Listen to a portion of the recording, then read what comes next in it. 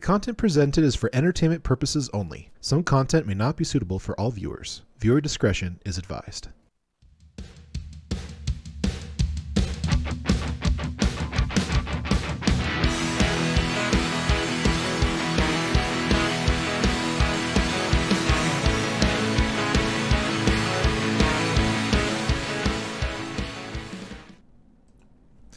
I really am struggling with the things that are going on in this administration. I'm struggling with the things that are being told live on CNN, on all these political groups. I'm seriously getting tired of all the lies. I'm tired of all the smoke screens. I'm tired of all the bait and switch.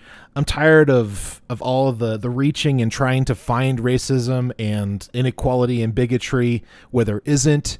I'm seriously getting to the point where I'm tired of it. And I have to ask those that are on the far left or just Democrats in general, is this what you voted for? Is this really what you wanted in the end? You know, I'm going to do my best to stay calm. I'm going to do my best to do a better podcast today. I'm going to do my best to relay information that's relevant, to relay information that's, in the news, that's, not as old. I mean, sometimes it's, even old stuff becomes more relevant as time goes on, and vice versa. And I just wanted to say thank you so much for all the support. I'm thankful for the shares. I'm thankful for the new additions to the Periodic Review podcast fans over on Facebook, on YouTube, Rumble. I really do appreciate you guys. I know we are a small and growing channel. I know and understand that these things take time. There are lucky few who who end up getting big really fast without seemingly much effort. And I think sometimes we don't realize those that really do have to grind out a lot of years before they even got, their first big break. And so we are going to continue to push along in this train of building, and hopefully we're doing well for you guys. So I just wanted to say, thank you, and we appreciate all of the support. As of right now, we're still trying to figure out when we're going to do these live. I'm going to be doing some on my own during the week. I'm trying to see if we can't get 2 episodes a week. We're starting to settle on possibly Saturday afternoon with Mr. Alakai and I. And if not, if Miss Rianne has the time and she's not working too hard on other things, we'll bring her on as well. We're just trying to get through the month of September.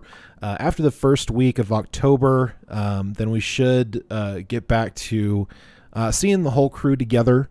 At least that's the goal. That's the hope. That is what we are shooting for. Whether that happens or not, that just kind of depends on what happens with life as it turns out. Been dealing with a sick puppy. These last couple of days, our geriatric dog Boomer, a little miniature pinscher. He seemed very sick. He snatched some food he probably shouldn't have eaten, and we think that he just got sick to his stomach, so he wasn't keeping food or water down for a while, and that was kind of scary, which is why I didn't do anything on Monday, which is why I didn't do anything on Tuesday. Tuesday also ran kind of late on work and just kind of making sure our doggo was okay. So, so a lot of interesting things have been happening. Just trying to do the best I can. Obviously, family and work, and the things that are going on the in real life side are going to take precedence over everything else. So, we appreciate your patience, and, even if you, miss the live stream, we appreciate you watching the videos. And I think it's definitely helping out a lot. Now, while I just kind of finish getting some stuff set up here, I just want to express my frustration. I think really is what I'm feeling right now. I really want the best things to happen, to the world. I really do want to ensure that, I'm happy, that people are happy, that the things that are going on in our lives are going well. I definitely want the best for my family. Both, growing and learning in this life, but also, monetarily. And I just want us to be happy, to live long and healthy and, wonderful lives. And so, and when I look at this current administration, and there hasn't really been too many political people. And I was just like, this is actually, seems like a decent person. There hasn't been too many of those. And okay, for some reason my outline's being weird. I don't know if it's the internet that's going on. Hold on just a sec, guys. I apologize. No, we're not dropping any frames. Things look connected. I don't understand. Why is it going so slow? I guess I didn't do it the way I should have done it.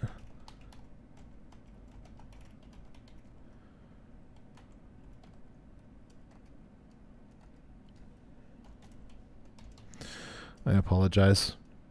I should have done a little bit better at making sure that everything was up and ready to go. Sometimes I just kind of, get to the point where I just want to get up, get online, and just start talking about stuff. And then I realize, I missed a step. I didn't check my cameras, didn't check my microphone, or, and sometimes we have some false starts. So I'm going to work on doing better at that. But I've been listening to the other episodes, the older episodes, and I feel like they're getting better over time. I feel like, once we hit that 100 episode mark, we'll start to kind of feel like we're getting into the groove, and kind of feel like once we hit around 150 or 200 episodes, we'll probably get to the point where we're feeling like we're on track. And so we'll just keep pushing forward. So apparently Biden has said in a TV interview that the pandemic is over. And so this has been a kind of interesting article to read. So we quote, after more than 1 million deaths in the U.S. and almost 3 years of lockdowns and economic disruption, interesting, President Joe Biden declared the coronavirus pandemic is over in an interview that aired Sunday. Biden said on CBS 60 Minutes that we still have a problem with COVID, but he added, we're still doing a lot of work on it, but the pandemic is over.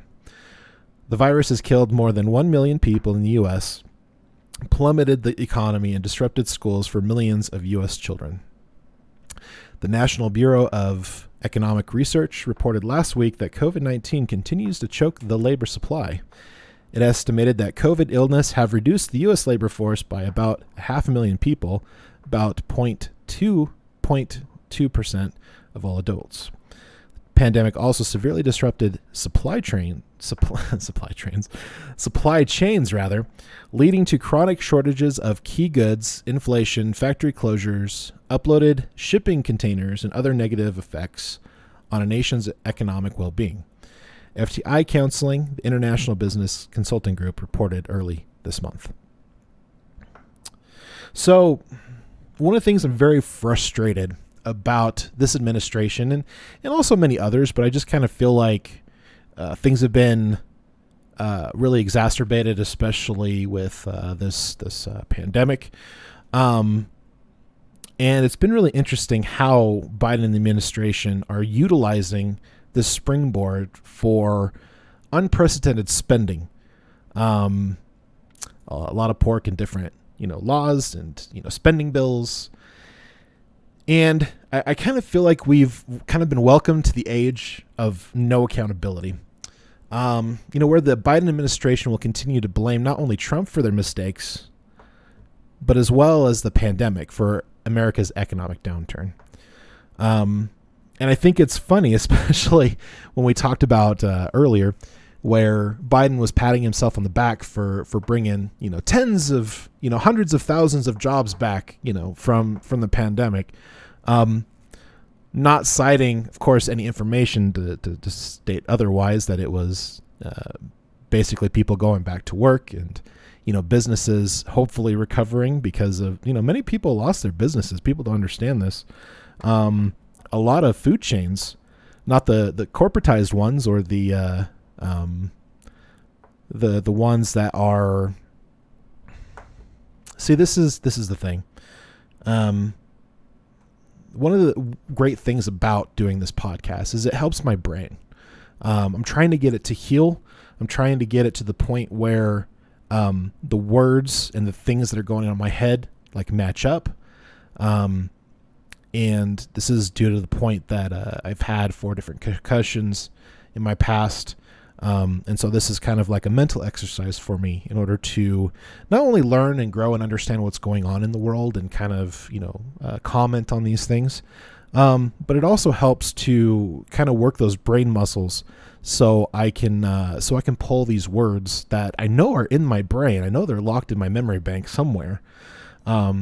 So right now, I just finally remembered the word. The word is franchise. So businesses that were franchised, these big, large grocery stores, large businesses and franchises, for some reason, they soared in this economic downturn, which is really interesting. And ma and pa shops were the ones that ended up closing down. And it's really sad that the administration don't take responsibility for these lockdowns. And I think looking at all the information that we've, and I'm sure we'll have more information over the next few years, on the virus, on the COOF, we'll eventually have all the information that we need to go, there wasn't really reason to have lockdowns, I think is what's going to happen. This is my opinion, of course. These are my thoughts, feelings, and opinions, as you all know. I think we're going to get to the point where this information is going to come out, and this is more of my tinfoil hat of saying that this is more of a power grab rather than trying to protect people. And in fact, they found that they actually have had more deaths from the COOF because of the lockdowns, because of people that are in these different nursing homes and stuff. They weren't able to get out or to be away 6 feet away from people. I don't know. How about we found out that these cloth masks, especially these surgeon masks, don't do anything for us. In fact, it just made people feel better rather than actually preventing spread or contracting this particular viral load. And so I think it's interesting that the buck never stops at Biden's desk. It's always Putin. It's the pandemic. It's Trump. It's the economy. It's inflation caused because of the COOF, not by all this hundreds of millions of dollars of spending that's happened over the past 2.5, almost 3 years. And it's really bugging me. It's getting to the point where I'm just like, wow. And I asked that question, for those who did vote for Joe Biden, is this what you were hoping for? Were you hoping for, these radical changes, especially with, basically an all-out attack in,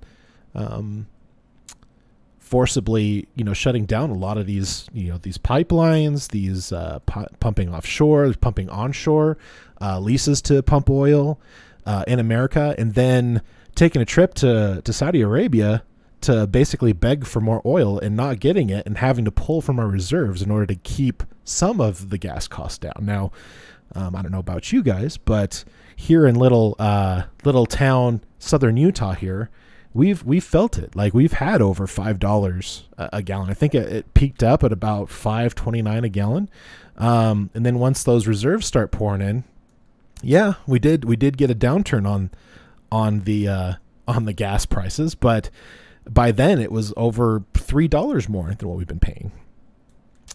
And now that it's, just barely over $4 a gallon, we should pat him on the back and say, hey, thanks, Big Joe, the big guy. Really appreciate all your help and cutting costs for those who need their vehicles to go to work. Or how about those who use their vehicles for work? I'm curious how DoorDash and Uber Eats and all these other Grubhubs and stuff are doing now that gas has skyrocketed so much. Now, they have done, some different options where you can get a little bit of cash back if you are a full-time Dasher, but not those who are working part-time. Like my wife and I, we sat down and we thought about it. We looked at the numbers and we're just like, this is really not making the money that it used to. So unfortunately, I had to stop doing that because it just wasn't making the money that it had in the past. And just relying on the package delivery that I do out of my personal vehicle. Now, it has helped a little bit having the cost down almost $1 less than what it was at its peak, but it's still not there yet. And I think it's going to be interesting. Now things have come to light. Like, I don't know, how about the border being completed down in the southern parts of Arizona? How Biden administration quietly announced that's going to be completed. Oh, because President Trump didn't finish it. So we're trying to finish stuff because of the previous administration, and then them not doing it well. Sure. If you guys want to say that, why not? So it's interesting how COVID has killed over 100 million people, which is less than the common cold or flu. And it's striking how cold and flu numbers have basically vanished during the time of this pandemic in reporting since the pandemic's lockdown in March 2020. And I think that's been rather interesting because there has been a lot of different reports saying, we didn't have, medical facilities and hospitals and stuff, overinflating and over exaggerating numbers, because it's not they weren't getting kickbacks from the government. I don't know. Did you all know about that? I thought that was rather interesting that there were some articles stating that these different places were getting kickbacks depending on how much increase they would get on these different cases. And so they basically would just if they have any of the symptoms, a lot of times they didn't even test people. And they would just say, oh, they have the coof. Oh, somebody dies under their care and they had some of the symptoms. Oh, they died of the coof. Even though they would do tests later on and find out that didn't have anything to do of their death or any of these symptoms. So I think, and I digress. There's also some interesting stuff going on right now, talking about how the tests initially were giving more false positives than they were accurate readings. And it wasn't until they had the second or third rendition of these tests that it was more accurate. And so I think that it was really interesting. So how has this administration been, very, very careful and very truthful for the people, been very transparent, right? I don't know.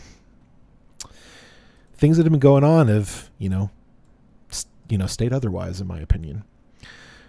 So what has happened now that most of all the political and military individuals no longer have to worry about repercussions? That's been a very interesting thing to me. Fauci is still, he's sticking around until the end of the year, from what I understand. He's finally going to step down after all of the negativity around the misspeakings of what is good and what is not good for prevention or for health. How about how he never talked about how increasing your intake of better foods. I don't know, maybe stop eating out as much. I don't know, maybe doing some walks. I don't know, maybe taking some supplements, like some regular vitamins, like an all-around vitamin, increasing vitamin D intake, and all the other things that they're out now saying that they could have helped with the spread of this particular virus. All that's coming to light now. And I think it's been very interesting to see all the lies and all the holes in the stories that were given to the American people. And it makes me sad. I'm not happy about it. I'm just going to be 100% honest. I'm not happy about it. So why is the Biden administration not accepting responsibility for the mandate lockdowns and the mask mandates and how it's affected the economy? I don't know. Maybe businesses and schools and parents, as well as hurting children's development in their early years. Like, you know how difficult it is for children to understand what's going on when you have a diaper on your face and they can't see the way, I don't know, your expressions occur? What about the children in grade school who had to do a lot of their learning at home for a year, 2 years? In some places, they're still having these lockdowns and kids still aren't back at school. What's going to happen to them when they get older? Well, we don't know what the long-term effects are. So it's going to be interesting to watch these children, see what they grow up and what's going to happen. And I think it's really interesting, especially going back to the World War II days, where the generals of that time, if you made a mistake, you were gone. You were no longer employed by the U.S. government. You are no longer a soldier. You make a mistake, you're sent home. And nowadays it's like, oh, hey, it's no problem. You hurt somebody. You've made a mistake. We don't even have to do disciplinary action on you anymore. Just a slap on the wrist and back to work. And I feel like this kind of mentality is definitely growing, especially in the younger generation, I've noticed, especially having, a 13, 14-year-old kid in my house for a year through the system. It hasn't been a really great ride. Just going to be honest with you. I think I would have more respect for Biden and his administration if they were open and honest with people. Hey, we made a mistake. We thought these masks and stuff from our friends from China, emails proved it, from Fauci to the Chinese delegates and CCP, have said that these things have been helpful. And we thought it was going to be helpful. And we made a mistake. Our bad. Don't have to wear masks anymore. We made a mistake with all these lockdowns and mandates. So only certain people can go back to work. Now, I feel very blessed, thank God, that I was in a position where I could continue to make money. Like nobody shut down FedEx, UPS, Postal Service. We were still delivering packages. In fact, they didn't even require us to wear face masks, which I thought was interesting. So yeah, I would like to have more respect for him, but I kind of feel like there's going to be a lot of walking back on all these radicalized policies and spending and stuff, and they're going to start pulling stuff back to try to look good enough to win another election. We're kind of already seeing that happen, and I don't think it's going to be enough. With all the mistakes that have happened under this administration, I'm sorry. Just don't think it's going to happen. University of Oregon apologizes for despicable chants at football game. This has been in the news lately. It's been passed around on TikTok. I know it's been on YouTube. I've seen it a couple of times. And I kind of laugh because this is kind of like a non-news headline. Oregon chant F the Mormons towards BYU fans during a university sports game. Oregon's interim vice president for student life, Chris Winter, said in a statement Saturday night that the university apologizes for the despicable chants made by some University of Oregon fans at today's football game with Brigham Young University. There's no place for hate, bias, or bigotry at the University of Oregon, she said. These actions are simply unacceptable. We will investigate. That's interesting. And we will call on our students and campus community to refuse to accept or tolerate this type of behavior. The Deseret News, a newspaper in Salt Lake City, reported that the chants were similar to what USC fans chanted at BYU last November. That incident also led the University of Southern California to apologize for the chants, which were heard on ESPN's national broadcast of the game. The offensive chants from our students section directed towards BYU during the football game last night does not align with our Trojan values. USC's athletic department tweeted at the time it was distasteful, and we apologized to the BYU program. So, like, I don't really have much love for the LDS Church as an organization. If you've followed us a lot, you know that I'm no longer a practicing religious person. However, I do practice spirituality. I still talk to God. I still say prayers. I still pray for people, when it's appropriate. I also pray for my family when it's appropriate. And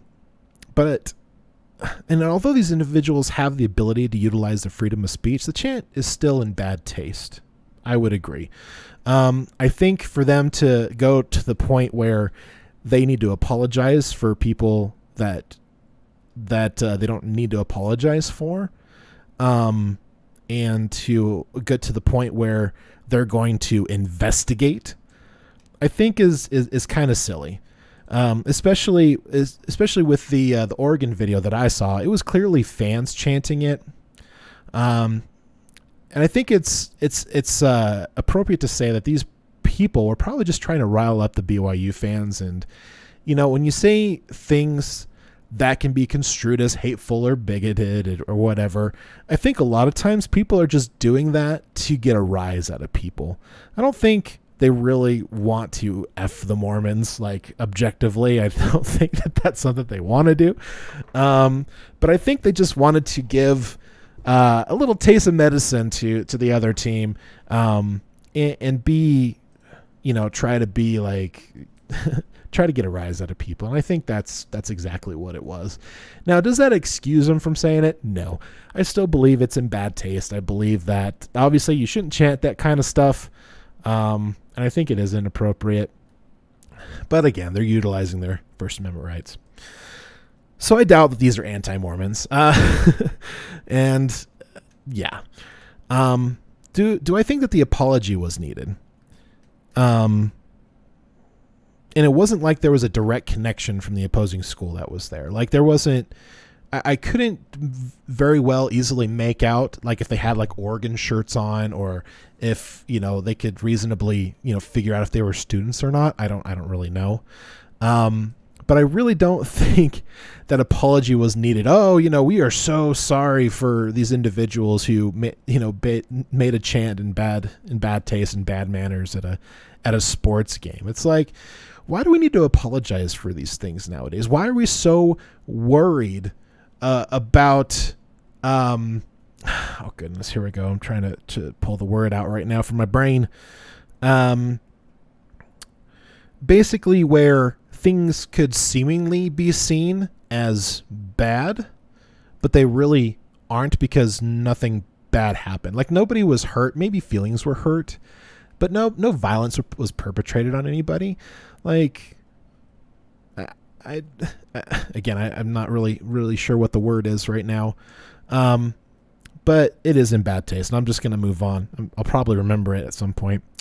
But we need to stop coming, like, honestly, like, this is like a really good example. We need to stop coming to aid to those who can reasonably aid themselves. Like, these individuals could go back and look at that video and go, oh, you know what? That was pretty bad.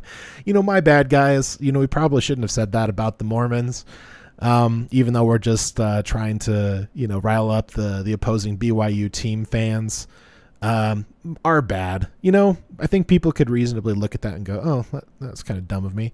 But I think at the same time, it's just like we're trying to find bigotry and hate, where you can seemingly just move on from it and just go, okay, well, they made a chant, big deal. Let's move on. But instead, it's like I said, this is a non-news headline.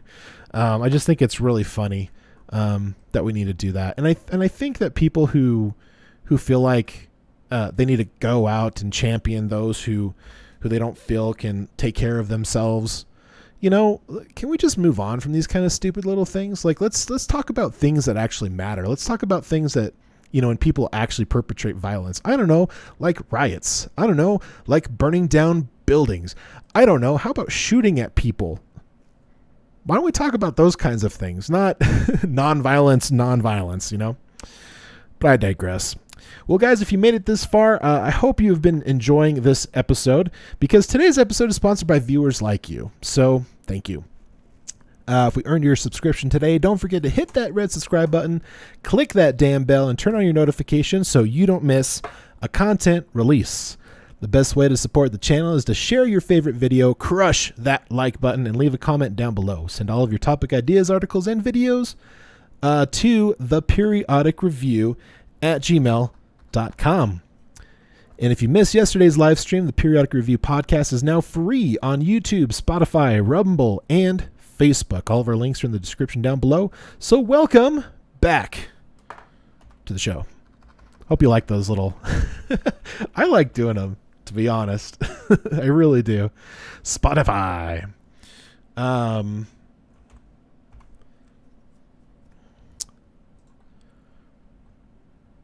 So there's been some interesting stuff that's been happening in Missouri lately. Missouri School District says, I can't talk today. Missouri School District says racist graffiti was painted by non-white student. Interesting. Let's dive in. A Missouri school district announced Tuesday that racist graffiti found in a high school bathroom was part of a hate hoax carried out by a non-white student. Of course, we have to always look at the lens of, skin color, apparently. Let's continue to teach children and students to hate each other because they're different. I don't know. Why not just celebrate our differences? Okay, I'm going to continue through this in just a moment. I want to tell you a really quick story, and those that have been listening to the podcast for a while know and understand that I installed security systems out east and down south for many years, and I got to talk to like hundreds of families and individuals in America out there. And a lot of these areas we did these systems in were predominantly Black America. And what was really interesting, aside from, I guess you could say the color of your skin, aside from a different way to speak because they have an accent, a little bit of different background, a little bit different culture, not much different than you and me. I found being out south and out east, like I found myself really enjoying my time out there. In fact, I was trying to convince my wife, hey, can we move to Savannah, Georgia, or Warner Robins, Georgia, somewhere in Georgia? Like, it's super beautiful out there. The people and the culture were very, very interesting. They were very endearing. They were very open and very welcoming, which I found very interesting. This is after being told most of my life by big tech corporatized media that we should be hating each other because of the color of our skin or because of our sex or because of our sexuality. And I think it's very disingenuous, because when you go and live among people that are different than you, you find that there's a lot of similarities. There's a lot of, like, I'm third generation. Wow, I'm not finding the words right now. I'm third generation immigrants. Like literally, like my grandfather immigrated from Germany to get away from World War II. Like, I'm the third generation, like, American. And it's really interesting talking to these different people and finding that we really enjoy being around each other. I found being out east and down south out east, people were very open. They're very willing to tell you about their culture, not only tell you about their culture, but how they're trying to cultivate their culture to the point where there isn't, like, fatherlessness, where there isn't black on black violence. Like, they talk about how they want to change things to the point where they have more voices, out in politics, out in the community, and doing things to build each other up, not break people down and continue to divide. I found Black America like any other American. Like, we all want to be unified. I found it very interesting. Anyways, I digress. Let's move on. So, I quote, "The racist graffiti sparked a walkout by students at Parkway Central High School in St. Louis County, Missouri in September. But the school district now says that the messages, which included a racial slur against black people, more than likely the N-word, and a statement wishing for the death of black people, were put there by a non-white student. The student responsible is not white." Superintendent Keith Marty said in a statement, "This does not diminish the hurt it caused or the negative impact it has had on our community." And honestly, rightfully so. The student is facing severe disciplinary consequences, probably a slap on a wrist and some time off of school, I'm assuming. Severe disciplinary consequences and referral to law enforcement for investigation. Okay, well, that's good. Parkway will continue to hold students responsible for any behavior that threatens or degrades others in our community, our school community. Rightfully so. It doesn't matter the color of your skin. It doesn't matter your nationality. It doesn't matter your sex or your background. What matters is if you broke the law and you did the crime, you should do the time. Similar hate hoaxes have unfolded across the country in recent years, including in 2017 when a racist note left on a student's car turned out to be a hoax. And this continues to fuel my belief that there are literal people who decide to live their lives as victims, like career victims. Again, I'm trying to bring up the words. Excuse me. In April, officials at Albion College in Michigan determined that graffiti with KKK references was written by a black student. Additionally, a similar incident happened in 2017 at Parkway Central High School, where a non-white student confessed to writing the N-word on a bathroom mirror. I absolutely, and this is actually, I found, especially with more conservative Americans in the South and out East, that they despise the N-word. I think it's safe to say that only radical leftists enjoy and love the word and use it to lord and to spread hate for anyone that is not of their race. And it pains me. It really does. I really feel that it's just another way to cause division. It's another way to get one over on the man. And, we're going to get these white people by saying that they can't use a word and we're going to claim it. Like, how does that build America? And that's what I don't understand about having a month where it just talks about LGBT, or a month of it just talks about African Americans, which, unless you're born in Africa and you're an African citizen, then come to America and gain citizenship, okay, then you're African American. Otherwise, if you were born and raised in America, you're an American. Honestly, hashtag American first. You're an American first before we talk about sex, before we talk about ideologies, before we talk about race. You're an American first, in my opinion. We're all Americans here. I think it's sad. I think it's sad that we have turned ourselves and others into career victims. It's not healthy for our culture. It's not healthy for any race. It's not healthy for any American. And these are not isolated incidences, but it's a pattern which is emerging more and more as the years go by. Like, I still feel like something happened in the mid to late 2000s, where social media became these corporatized like giants to continue to perpetuate and divide America. It's not great. So I want to tell you a story about how I was targeted by a career victim, without giving any names, obviously. And I was a tech manager for a large security company, and we were out east. I believe we were in Indiana for this particular season. And unfortunately, our team, despite how close we became together, despite how wonderful our relationships were with these guys, they just, for some reason, they just couldn't sell. And so they got to the point where the sales were so low that they had to send us to a different team. And so basically what happens, we got dispersed, and we joined another team in Maryland, near Washington, D.C.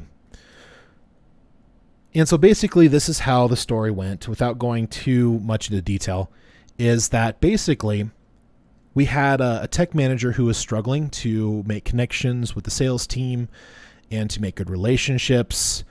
They were at the point where they were fighting each other, and it was getting to the point where it was starting to become physical. And unfortunately, I was screwed out a lot of money that year. But my company basically begged me, please, Jay, can you go and just start managing? And after trying to negotiate with them, they wouldn't give me any more money. And I was just like, you know what? I would just want to have a good rest of the summer. I want my guys to have a good experience with this team. So I'm just going to take care of it. And while we were doing this, we had a lot of technicians kind of brought into our team. We went from about, 14 technicians. And I think at one point where we capped at around 20, 22, 24 technicians, something like that. We had a lot of guys.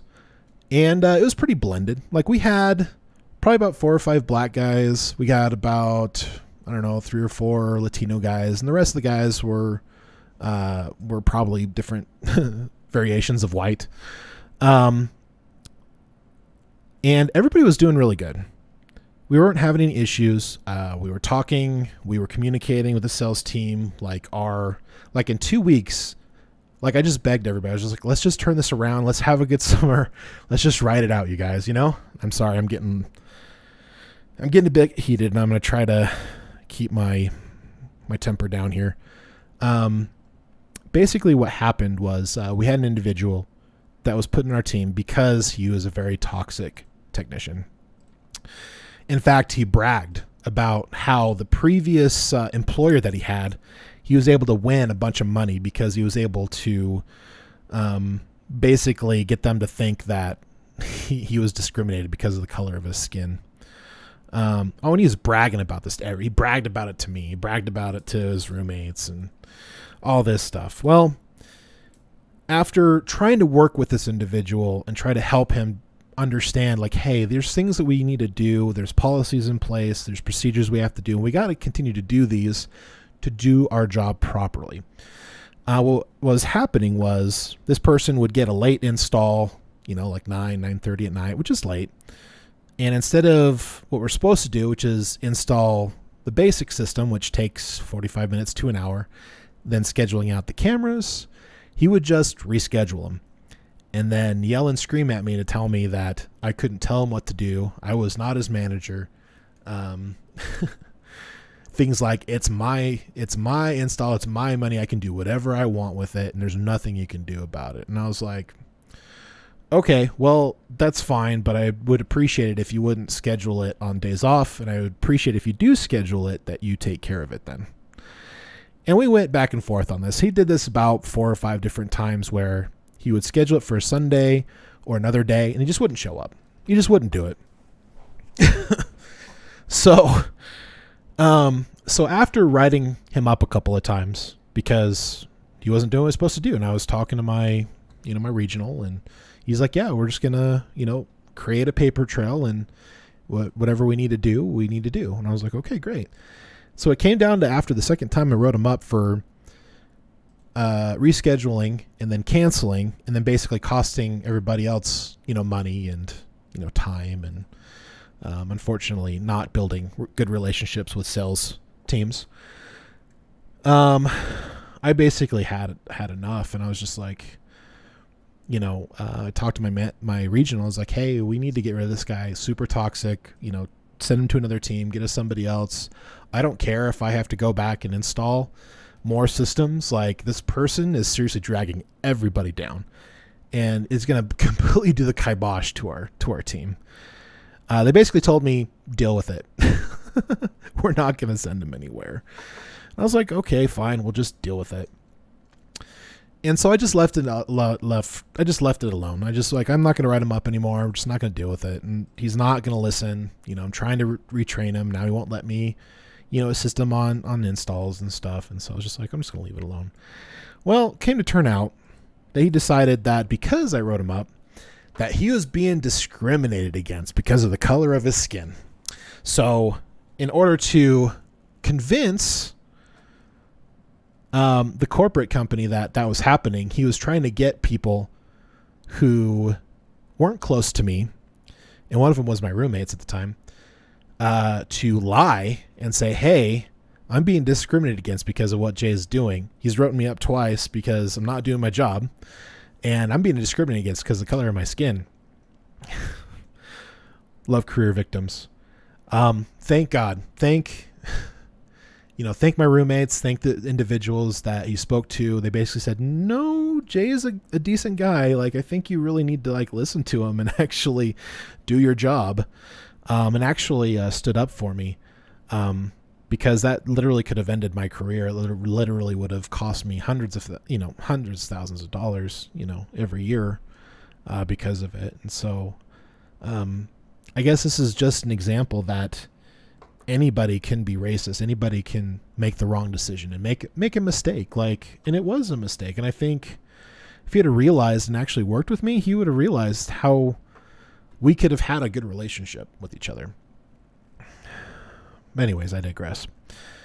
I really believe that the N-word is still a racial slur.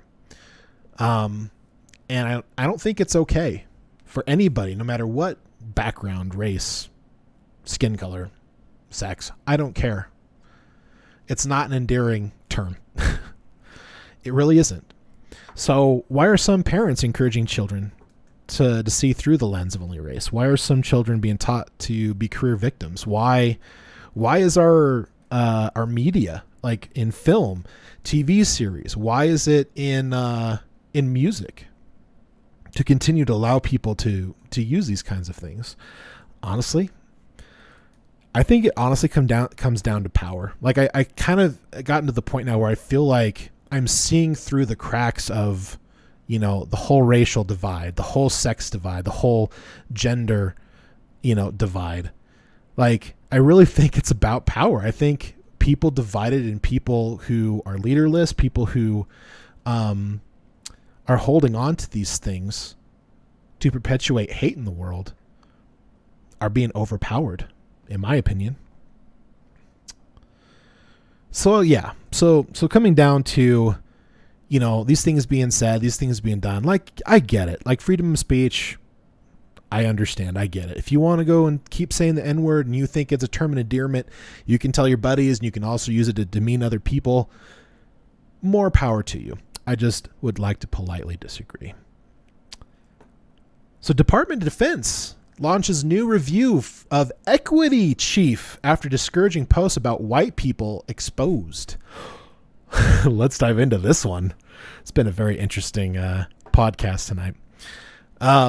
So the Chief Diversity, Equity, and Inclusion Officer at the Department of Defense Education Activity, or DODA, DEA, Kelsa Wing described herself on Twitter as a woke administrator.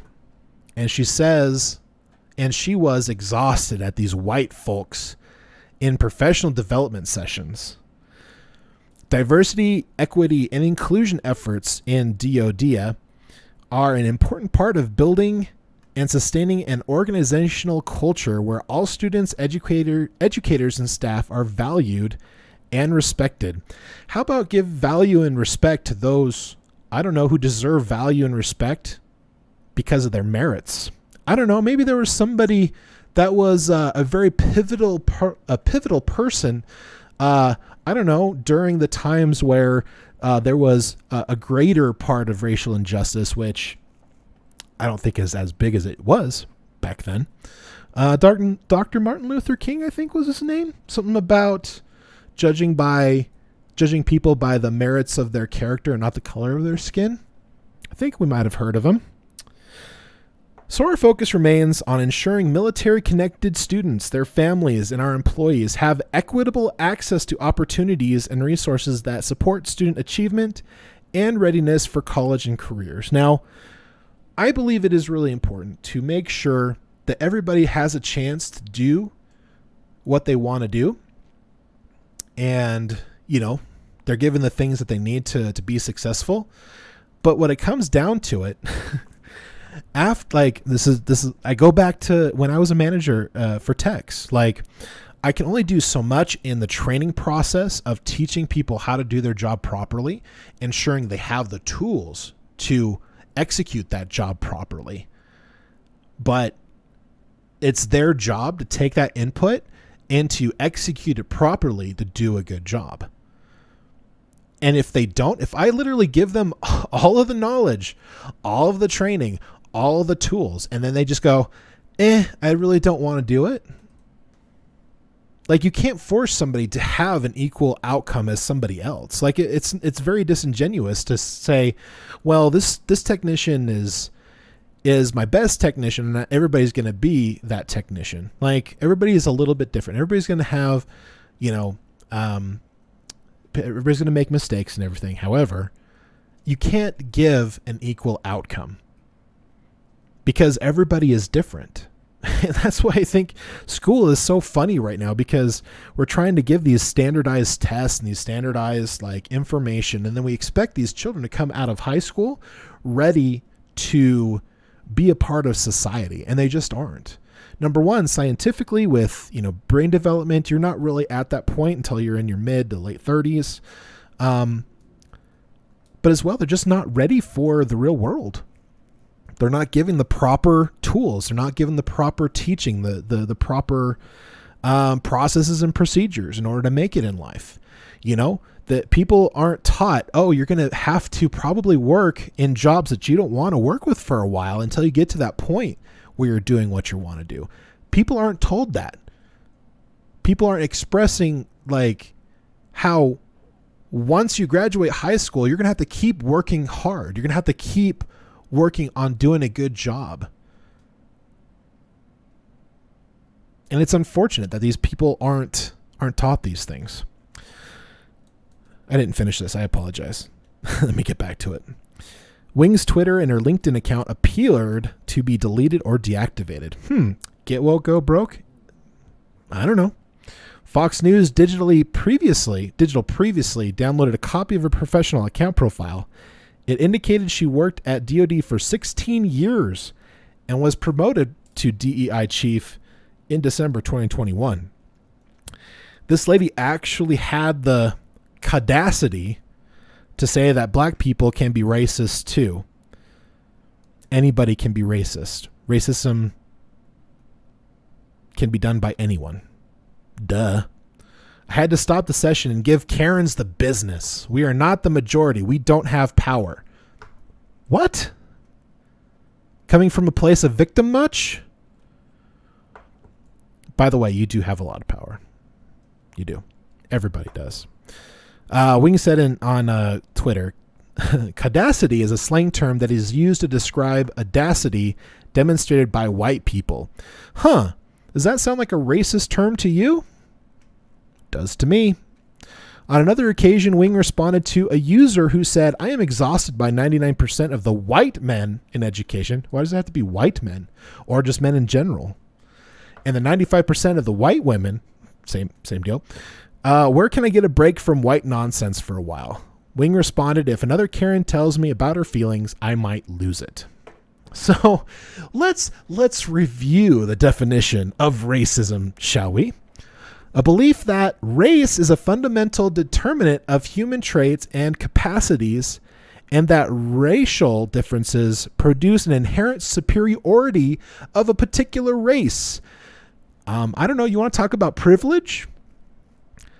Compare how many non-white individuals can say bad things about white people versus where if a white person breathes anything about anything that is otherwise white is considered racism. Something to think about. Also, behavior or attitudes that reflect and foster this belief, racial discrimination or prejudice, even. The systematic oppression of a racial group to the social, economic, and political advantages of another. A political or social system founded on racism and designed to execute its principles. Interesting. I like saying that's interesting. I find it interesting in corporatized media, social media, from anyone radical left who make outcries for racial injustice for anyone other than white Americans, and I find it disgusting, despicable, and dishonest. I do. I find it very interesting that, where is the outcry and injustices for those who perpetuate racism against white people? Why isn't that equally applied if all things have to be equal? Something to think about. So, do we not forget that it was old white Europeans who created the Declaration of Independence, saying that all men are created equal? That it was Republicans who paved the way for slavery to be abolished? How easily we forget. We are one of... we are such a new nation. Like, we're only a few hundred years old. Like, there's nations out there that can go back thousands of years. I think it was Morgan Freeman who said it best. I quote, "I don't want a Black History Month because Black history is a part of American history." Where's my mic drop? I don't want to drop this. It's pretty, for me it's expensive, so I don't want to break it. The best way to get rid of racism is to stop talking about it. Now, unfortunately, I feel the need to, jump in when I feel like we're not getting equally represented on either side and anybody else who has professed this. But there's something to say for that. Maybe we should stop talking about it. That's a good idea. We should at least stop looking at Americans through the lens of race, skin color, because all human beings, we are all a part of the human race. Here in our country, we are all Americans, and we should start acting like it. I think that's really important. Excuse me. Because I feel like we should start looking through the lens of we are Americans. I feel like I'm going to try not to get emotional here, but I felt very proud when I was a Boy Scout to be an American.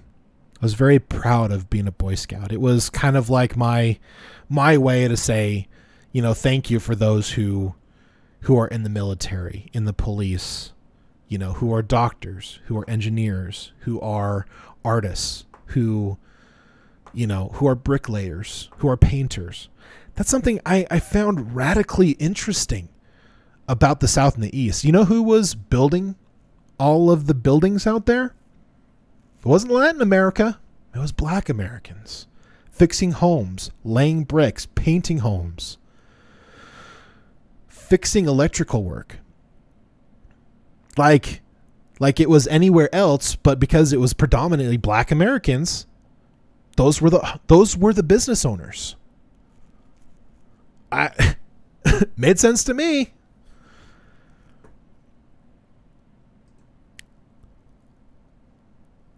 I think I want to end with this. There's a song that we used to sing, and it's called "I'm Proud to Be an American." And I believe it was Lee Greenwood. Is that right?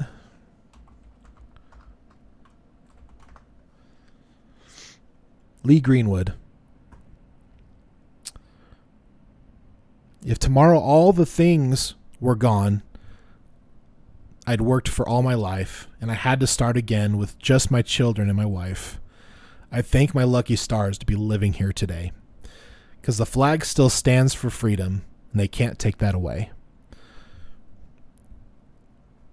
From the lakes of Minnesota to the hills of Tennessee, across the plains of Texas, from sea to shining sea, from Detroit down to Houston and New York to LA, well, there's pride in every American heart, and it's time we stand and say, I'm proud to be an American, or at least I know I'm free, and I won't forget the men who died who gave that right to me, and I'll gladly stand up next to you.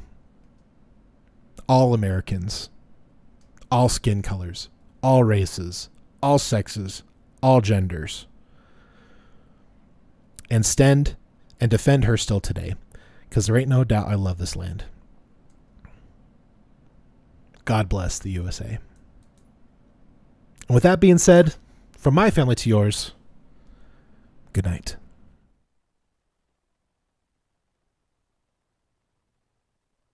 Hello everyone, Jay Rhymes with the Periodic Review. Today's video is sponsored by viewers like you, so thank you.